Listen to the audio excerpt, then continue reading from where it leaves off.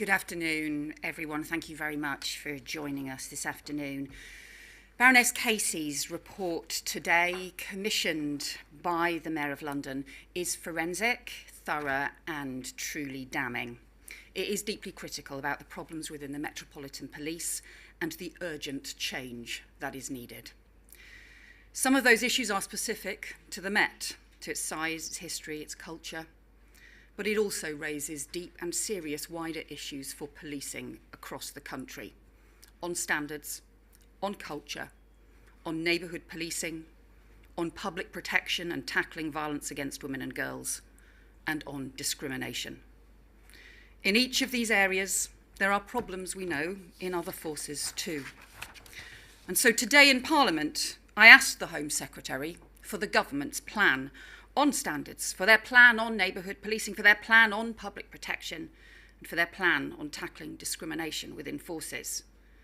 Answer came then none. That is dangerously complacent. It reflects the very same hands-off Home Office approach that Baroness Casey criticised in her report, and it is deeply damaging for policing and for community safety. Successive Conservative Home Secretaries and Conservative Prime Ministers have withdrawn from their responsibilities on standards and effectiveness. That is a dereliction of duty. We cannot have an endless cycle of watershed moments and warm words where nothing changes. That isn't standing up for the police. It is doing the opposite, and it is letting policing and our communities down. Labour will not stand for this. Every year for the last 12 years, I've attended the Police National Bravery Awards, and I know the incredible stories of courage from officers across the country and the remarkable work the police do. But it's because Labour believes in that powerful work by police across the country that we are so determined that standards must be upheld and major reforms are needed, and why we're so determined that confidence must be sustained. And it's why it's so important that we have Keir Starmer's leadership in this area. As someone who has worked so closely on the overhaul of policing in Northern Ireland, as someone who's seen close at hand the kinds of leadership, strength and determination that are needed to restore confidence in a police force, and also who knows what can be done. Someone who's worked so closely with the police to prosecute some of the most dangerous criminals and terrorists, and has set such clear standards, and made clear that our response to Baroness Casey's report is part of our mission, the crime mission that Keir has set for the Labour Party and the next Labour government to keep Britain's streets safe. To introduce Keir Starmer, the leader of the Labour Party.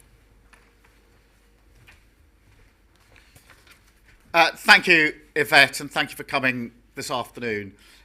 This week, I will announce details of Labour's national mission on crime, one of the 5 missions to give Britain its future back. These missions are about long-term plans to tackle long-term problems. And for those on the receiving end, there's no problem that has such a profound daily impact on their life as crime. From the antisocial behaviour that blights too many neighbourhoods and town centres, to the knife crime that is rising again, and the violence against women and girls that is shamefully high. So in light of the shocking report by Baroness Casey today, I want to bring forward the announcement of part of that mission. And today I can announce that part of our crime mission will be to raise confidence in every police force to its highest level. Now, I know this will be difficult, but like our other missions, it is ambitious, serious, and measurable. Every day across our country, we know brave police officers put their safety on the line to protect us all, risking their safety for ours. I know that because in my role as Director of Public Prosecutions, I worked with many of them to bring criminals to justice. We owe them our thanks. But we also have to face the reality that public confidence in policing has been shaken to its core in recent years by the hollowing out of neighbourhood policing, the collapse in the charge and prosecution rates, the delays in bringing criminals to justice, and, as we've seen today, evidence of serious failures on standards, including with the Met, the failure to root out police officers who themselves had committed the most terrible and unthinkable crimes. There will be police forces outside of London who might shrug their shoulders and say, this isn't us. But I've worked in criminal justice for decades, and I say to them, wake up. The findings in the Casey report are a warning for every police force. Confidence must be restored. Policing by consent depends on trust. And when that breaks down, policing becomes harder and crime thrives. Of course, there's a special focus today on the Metropolitan Police following the devastating report. Louise Casey catalogues in grim detail the culture, attitudes and practices of a police force that's lost its way. She pulls no punches in exposing a police force where poor management and basic lack of workforce planning have undermined the effectiveness of the force. Predatory and unacceptable behaviour has been allowed to flourish. Londoners let down with the huge loss of neighbourhood policing. Public protection failures that have put women and girls at greater risk. Across the force, she found institutional racism, institutional misogyny, and institutional homophobia. Page after page, the report provides both a detailed diagnosis of what's gone wrong and a blueprint for radical reform. The strength of its findings require an immediate and urgent response. Without that, policing cannot be restored and confidence in policing cannot be restored.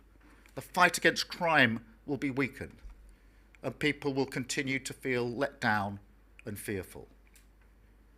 A government that I lead would accept the findings in the report in full.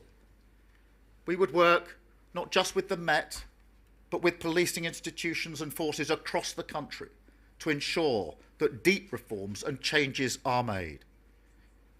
The new Met Commissioner, Mark Rowley, has our support in the work that he has now begun to turn around. But he must go further and faster, and he will have our support in doing that.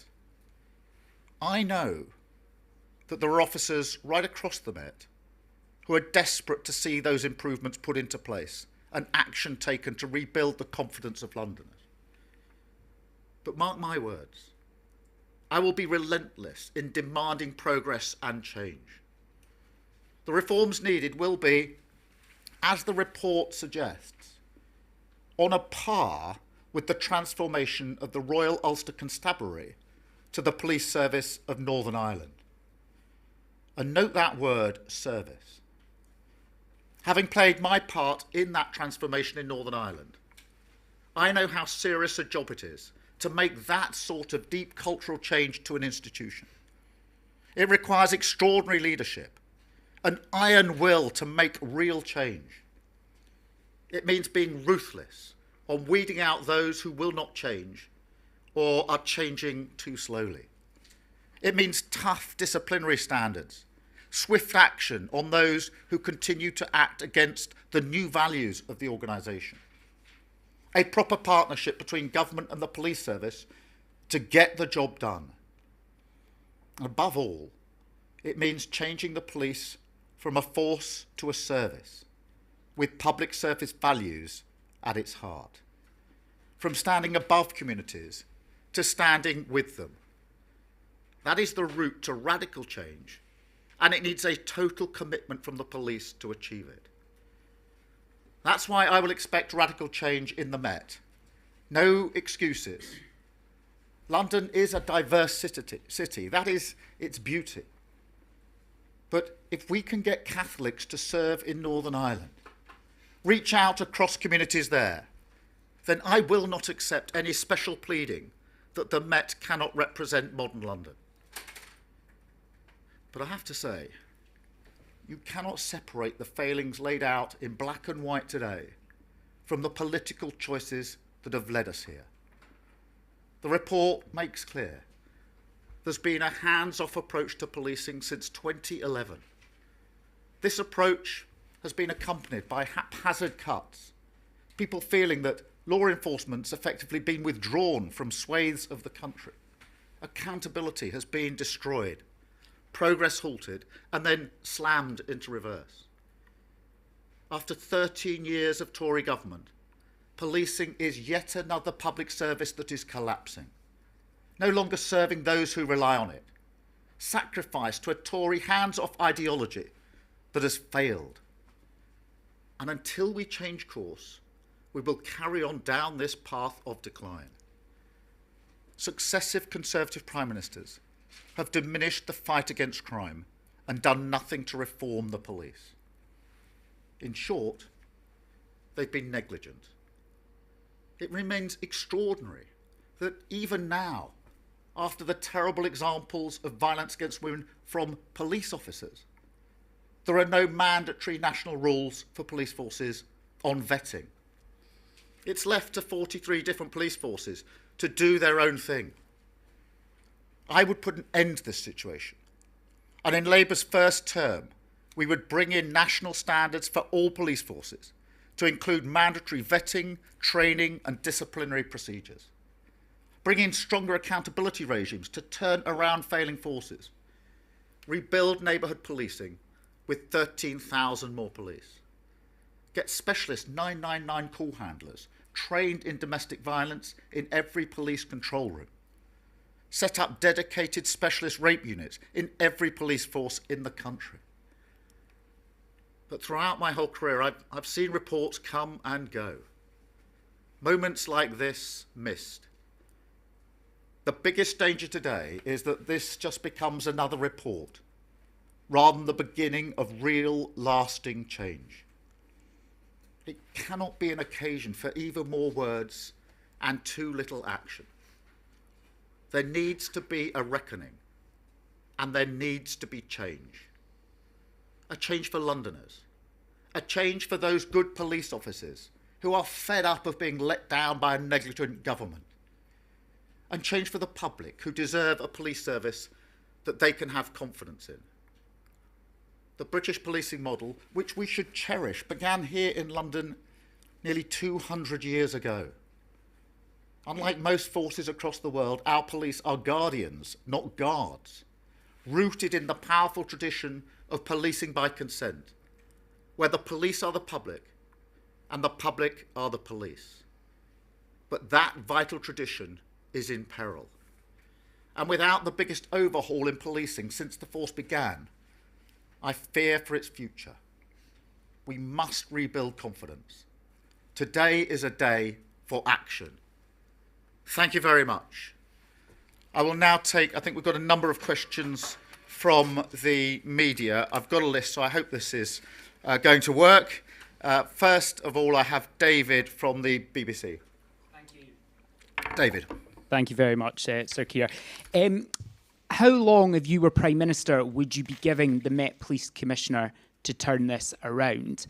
And you mentioned mandatory vetting standards for police officers across all forces. Are there any other significant police reforms we can expect to be in the next Labour manifesto? And a quick question, if I may, on another topic. Boris Johnson has today said he didn't recklessly or intentionally mislead MPs. Do you buy that? Look, I mean, on the action that needs to be taken straight away, Mark Rowley has started on that action, and I'm pleased that he has, and I support him in that, but he needs to go further and faster. This has to be the radical change that we saw, or the likes of which we saw in Northern Ireland with the Royal Ulster Constabulary as it transformed to the police service of Northern Ireland. So, not tinkering around the edges, but root and branch change, changing behaviour, changing culture and changing confidence in policing. That is difficult. That's why I say it requires extraordinary leadership, an iron grip and a government that is absolutely committed to it. On mandatory vetting, I hope that you share my shock that there aren't national standards on vetting. how can it possibly be right to have a different stand on vetting for police officers in different parts of the country? It is not possible to defend that failure. And so we need to turn that around as quickly and as swiftly as possible, as we do disciplinary procedures and standards, and behaviour and leadership across the Met. On your question in relation to Boris Johnson, look, I understand that his evidence has gone into defence evidence has gone into the public domain today. To be honest, I haven't seen it yet, and it'll be for the committee tomorrow, obviously, to start their work at 2:00. Thank you, David. Libby. Just following up on the issue of national vetting, I mean, you say that other forces have problems, but do you think that the Met has unique problems, and can it actually survive in its current form? Does it need to be broken up into smaller structures, in your view? And a second question also on the former Prime Minister, Boris Johnson. You may not have had time to look at his evidence, but do you think he has a case that he didn't intentionally mislead the House? Look, on the first thing I'd say about other forces is, as I said in the short address earlier, it is a big mistake for other forces to shrug their shoulders and to assume that this is an issue that is unique to the Met and doesn't touch on their behaviours, their leadership and their culture. A big mistake, and I wouldn't accept that from them as Prime Minister if we have a Labour government. And therefore, the change that's being proposed today has to include change across policing. And that's what our mission, we've got 5 missions for an incoming Labour government. One of them is safe streets, and that will require change on policing across the whole country, not just a reaction to this report, though of course it has to be a reaction to this report. We need change in the Met. I don't think breaking up into smaller units is the change we need. And I also feel that simply moving around the bits of the Met is not a proper answer to the behavioural and cultural change that you need. I saw this, I worked in Northern Ireland for 5 years with the police service there, and they brought about behavioural change and instilled confidence in policing by doing a root and branch change from top to bottom, and that's the sort of extent of the change that we need. On Johnson, look, I mean, the committee's going to have to do their work tomorrow. He will start his evidence at 2:00, and I'm just going to have to let them get on with it. Thank you, Libby. Victoria from Sky. Was it a mistake to say that you fully supported the former Met Police Commissioner Cressida Dick 18 months ago? And just very briefly, if I may, the Prime Minister says he'll be giving his MPs a free vote on any sanctions imposed on Boris Johnson by the Privileged Committee. Will you be whipping Labour MPs on this issue, or will they get a free vote? Just taking the first issue on Cressida Dick. Look, yes, I had confidence in Cressida because I wanted her to start the work turning this around. Obviously, there came a point at which the Mayor lost confidence in her, which is why, in the end, she resigned. But what I would say, as a more general response to this, because I think it's a really important point, is that I've seen no end of serious reviews and reports into things that have gone wrong in criminal justice. And the instinct to simply say, if one head rolls, then that's the problem solved, is always there, and it's always wrong. Because you go for one person, you take them out, right or wrong, and assume that that's all the change you need. What's laid out in this report is so deep and so challenging that, in my view, it's a mistake to simply say one individual is the problem. It's a bit like, the whole, which is why I think the government's response has not been adequate enough, because they're not really accepting the findings in full. Therefore, I don't think they'll actually do the structural change that's needed, because they're still in the sort of bad apples theory rather than accepting the institutional nature of this. Look, in relation to the Johnson, I mean, I don't want to get ahead of ourselves. He hasn't begun his evidence yet. The committee hasn't come to a finding yet or a recommendation yet. When they do, we'll make a decision about where we go from them. But I'm going to I do at this stage want the committee just to get on with their work, and then we'll take it from there. Thank you, Victoria. Charlotte from LBC. Thank you. Baroness Casey says the Met should be disbanded if change isn't achieved in 2 years. If in 2 years' time a Labour government was in power, the Met hasn't done enough, would you then push that button to action that root and branch change, like the transformation of the Royal Ulster Constabulary? And do you think Baroness Casey was wrong to stop short of recommending that change today, now? No, I don't think she's wrong about that. I do think that this is, I was going to say the opportunity, the duty of the Met now to go through as significant a change as the RUC did in transforming the police service of Northern Ireland. That is big change. It requires strong leadership, but it requires leadership which has the shoulder of the government behind it. And this is why I think the hands-off approach of the government since 2011 have been so wrong. They've sat it out. They've been complacent. They've assumed it's not their responsibility to hold the police to account and to take responsibility for the change. We haven't had meaningful police reform for a very, very long time. And that's part of the picture that Louise Casey paints in relation to this. But, if there's a Labour government at the next election, it will, not only with the Met, but across the country, it will be a national mission. We've only got 5 national missions. One of them is on crime, on making our streets safe. And so I will be